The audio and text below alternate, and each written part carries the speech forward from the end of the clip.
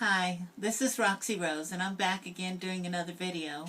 Um, if you haven't seen my other video clips, well, you should take a look at them. They all have to do with transitioning late in life, as with my case. I transitioned at 47. I'm 49 now. So I've been at it for 2 years, and well, I just have to say, life has its ups and downs and has some real stressful moments, but it is really just a beautiful life now, and I just do not regret transitioning one bit. I regret a lot of things, mostly have to do with how people's reactions, but I don't regret transitioning at all. And every now and then I find myself asking this question, when I get a little depressed or a little upset over some people, really. Then I have to ask myself, well, Roxy, would you, if you'd known it was going to be like this, would you not have transitioned? And there's never, ever a question in my mind. Even in spite of some of the very difficult things to deal with, I always choose transition because life now is just amazing. It is really every day, even though every day could be filled with a problem or two, but every day is extremely enjoyable and well worth it.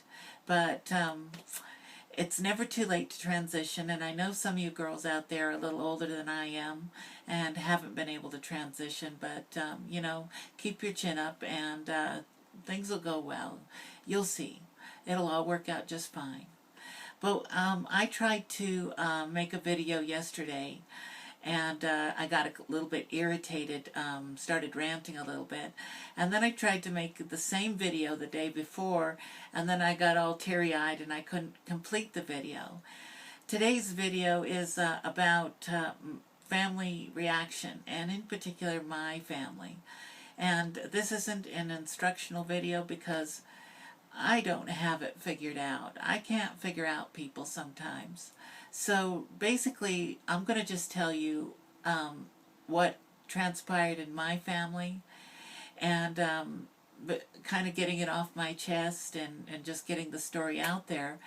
But I don't really, I spend nights up going around and around in my head because I just can't figure out how some people can act like they do. It puzzles me, really. But anyways, to give you a little background, I was born in the middle of 5 children, so definitely the middle child. I felt neglected, and I think I really was when I was younger. At some point, I decided to be a people pleaser, and I did everything that my parents liked, and then they started loving me. And in fact, I took on their religion. I went to work at their company, and I just did everything. I even picked a wife that was kind of, my mom almost picked my spouse for me, and and to tell you the truth, my spouse was like almost identical to my mother. But anyways, that's a different story. So I did everything for my family. In fact, at some point, instead of being the neglected, overlooked middle child, I became the favored child in the family, to the point where I was put in charge of the family business, even though, like I said, I was the middle child. And I was usually in charge of the family get-togethers, making sure everybody could come. Of course, we always had to work around everybody's schedule, but I myself, gosh, I always just ran out there anytime there was a family gathering. Also, my dad had me be the trustee of his estate, and, basically, I did a lot of the family. I took care of the family quite a bit. In fact, my siblings I was the go-to person, if they had a problem with anything from their car, their house, a purchase they were going to make. I'd get these calls in the middle of the night, asking my advice. And it wasn't because I had the best advice. It was just that I was just the person that everybody went to. And I really thought that I had this really great relationship in the family. But as it turns out, it was all very conditional. As long as I did all these functions, They seemingly loved me. But the minute I stopped doing what they wanted me to do, well, God, they just turned their back on me and walked away, cold turkey. Not a word said, and I'll explain the situation. Um, and I loved my parents so much, I was going to give them the gift of not transitioning, at least not transitioning when I was around them. I was going to go full time, but when I came to family gatherings, and my parents were getting up there in age, and I didn't think they had that much longer to live, so out of love and respect for my parents, I was planning on going in male mode. Really difficult thing to do emotionally and physically, but I was planning on juggling things as far as my transgenderism went, and I was planning on going to the family gatherings in male mode. And as far as I was concerned, my siblings and my parents really just didn't need to know about it. Well, I was not afforded that opportunity. I was up in Portland, Oregon, and my family and I were all raised in the Palm Springs area, California. And I was up in Portland, Oregon, enjoying a weekend with my daughter and my wife at the time. I sat down to get a little weight off my feet, and I had already come out to my spouse and to my daughter, and I was already going full-time, and I was on full-time hormones by then. But I was on this website on the internet, and I guess you could say, well, that was my mistake. But, you know, if somebody found out about it, so be it. But the way they handled matters was just horrible. And I'll explain. I was on a website, and it was Susan's Place. And if you're not familiar with Susan's Place, go there. It's a great transgender website, very helpful. And I was trying to get help for myself as well as give help to some of the people there. And it was very encouraging and upbuilding to be there on that site. Well, I had this ancient email address that was just simply eScore. It was just something symbolic of, you know, our last name and first initial, etc. And when I went on Susan's, I just simply flipped it around. You know, it wasn't meant to be a name or anything. But people, I guess, pronounced it Eroxy. At some point, they just started calling me Roxy. It was easier than saying Eroxy. So basically, that's actually where I got my name. But apparently one of my siblings found out about that. I don't know how. You know, I have a few siblings that are kind of snoopers and love to get dirt on people. Terrible. But, you know, okay, so if they found out and they came to me, okay, so be it. But that's not how it was handled. They found out about it, and instead of coming to me and talking to me first at least, they went out and sent emails out to everybody with pictures and posts that I had made on Susan's. They were always very respectable posts, but I was transitioned by then. And so they sent all this information out to all different family members, and I wasn't even aware of it at the time. But when I made my weekly call to my dad, I was, like I said, I was in Portland. I was sitting down at the bench in a mall there, and I just called him just to be nice, because I always keep in touch with him. And anyways, I called him. He answered the phone, and I said, "Hi, Dad, how you doing?" And he says, "I don't know, you tell me," in a real gruff kind of voice. And I was really kind of caught off guard. And I said, what'd you say, Dad?" He says, "I don't know, you tell me." And I says, "Dad, are you doing okay?" He says, "I don't know, you tell me." I says, "Is Mom okay?" I started getting a little worried. What's going on here? Because usually we have these great conversations, always happy, always jovial. They last a long time because I thought we just loved each other. But anyways, after him just repeating, "I don't know, you tell me," then he says to me, I says, "Dad, I'm not understanding you. What's going on? Is everybody okay?" He says, "Roxy," of course he didn't call me Roxy at the time, he says, "Roxy, you have to learn how to control your urges." God, I thought to myself, what did he say? Did he say what I think he said? Urges? God. And I said, "Dad, I don't understand what you're saying." He just kept repeating it again. "You just have to learn how to control your urges." and I think it sounded at the time as some sort of sexual reference. And I thought, God, that's just way out of there. What's he talking about? And finally he says to me, he says, we know all about eroxy. And, well, I kind of just fell apart there, and I started crying, and I tried to explain to him little bits, and I says, Dad, this is just way too much to do over the phone. I'm coming down to see you. Well, like I said, I was in Portland, Oregon at the time. They lived down in Palm Springs, California. So we finished up our business there, even though we had a big weekend planned because it was my daughter's 18th birthday. And I, drove back to Coos Bay where we had a house at the time, and then drove back to Southern California the next day, just in this big panic. And at that time that I called my dad, I said, so who else knows about this? And he said everybody did. Well, but then I said, well, I got to talk to everybody. So I started making my phone calls on my drive down there to all my siblings and my brothers and sisters, and nobody answered my phone calls. I thought maybe they were just out of town for the weekend or something like that.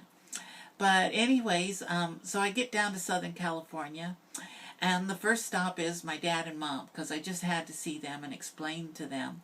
And I brought a little book that is about transgenderism and about family acceptance, etc. I forgot the name of the book, but it's pretty good, and it outlines all the different problems that families go through when somebody comes out transgender. And I went down there, with that book, and basically it was like talking to a stone wall. They didn't have anything to say except, no, Roxy, you're wrong, you're making a big mistake, and if you want to have any place in this family, you just best not do what you're doing. And I was, and then I tried to encourage them to read this book. I says, look, there's a few chapters in here that have to do with family and parents and children that are transgender. Would you please read them? Because you admitted to me that you don't know the slightest thing about transgenderism. Would you please read these? Nope, don't leave that book because we're not going to read it. And they just insisted, no, they don't want any part of this. They don't want to know anything about it.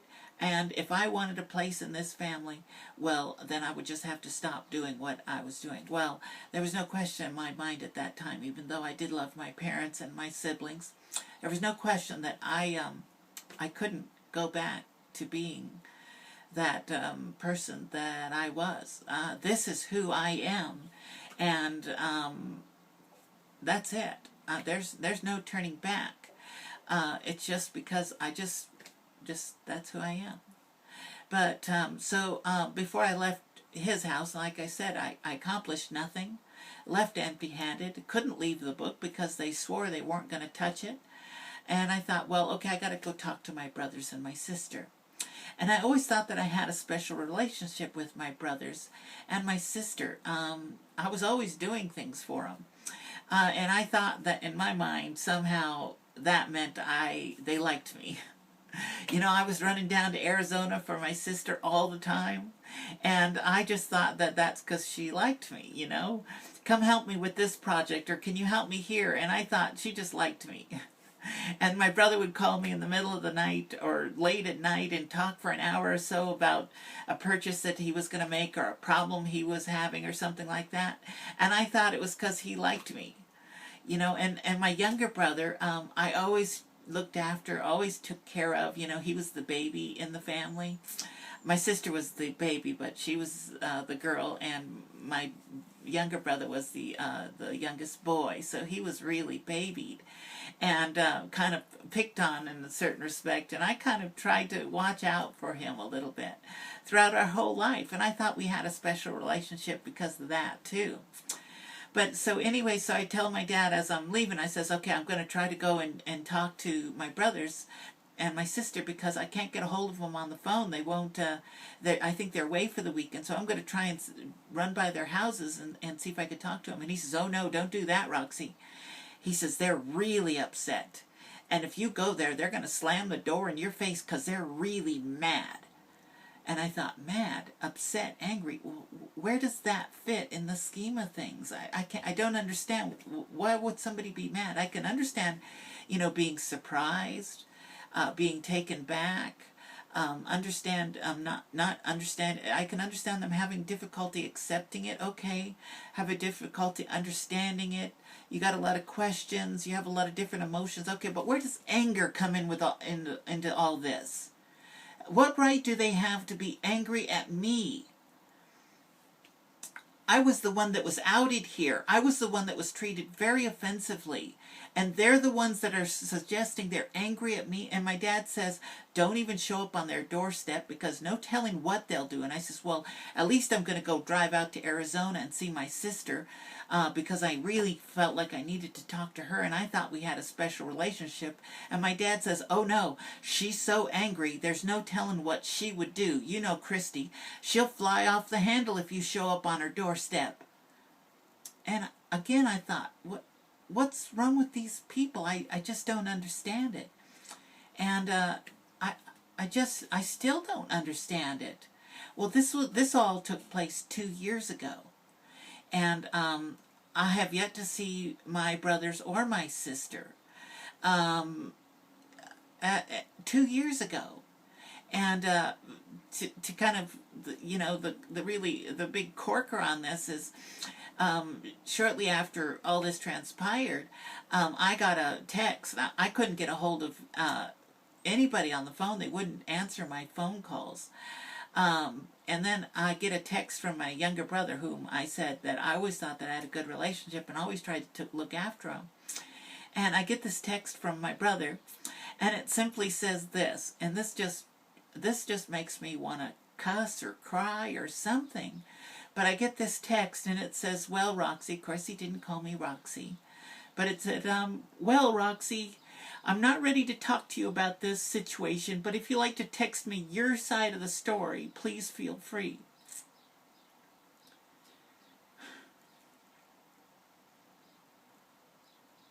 I just can't imagine people being like that.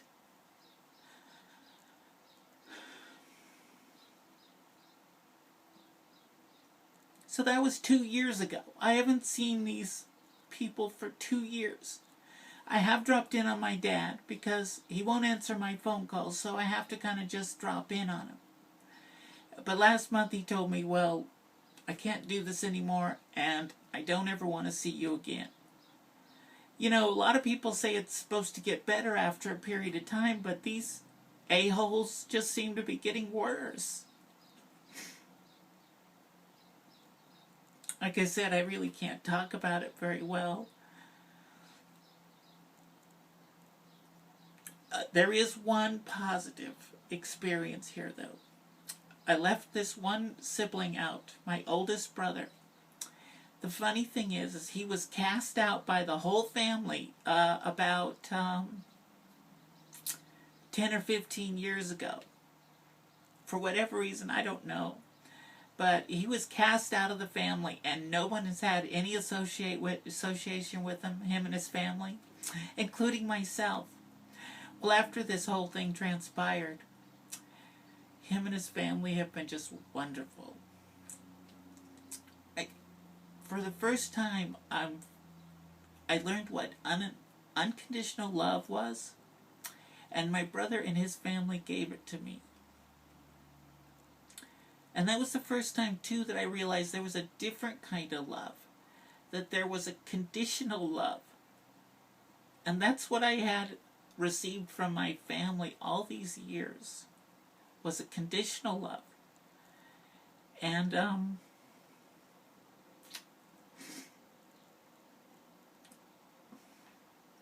well, my brother's family has taught me a lot, and I love them for that.